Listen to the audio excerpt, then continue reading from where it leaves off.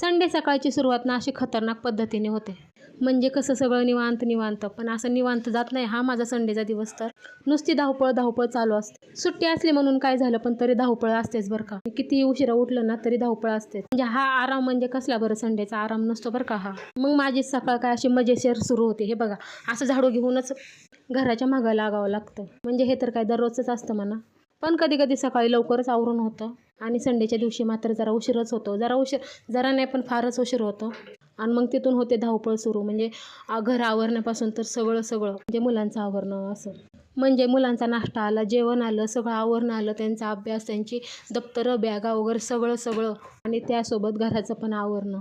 घर स्वच्छ केलं ना मग स्वतःलाही स्वच्छ करण्यात मूड होतो. नाहीतर स्वतः स्वच्छ झाल्यानंतर घर आवरत बसलं ना मग सगळा कसा अवतार बिघडून जातो. अवतार तर तो कसला, नुसता गाऊन घालायचा की झालं. रविवार म्हटलं की तुमची अशी धावपळ धांदळ उडत असेल ना.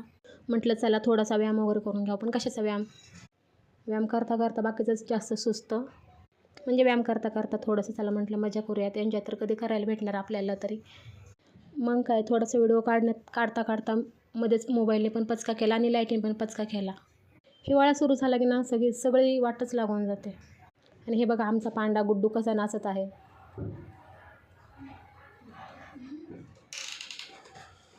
तर चला बाकीची ही सुरुवात अशी झाली होती माझी सकाळच. म्हटलं चला थोडंसं बसण्यापेक्षा आपला मटार आहे तो सोलून घेऊयात. मग मी काही मटार सोलायला घेतला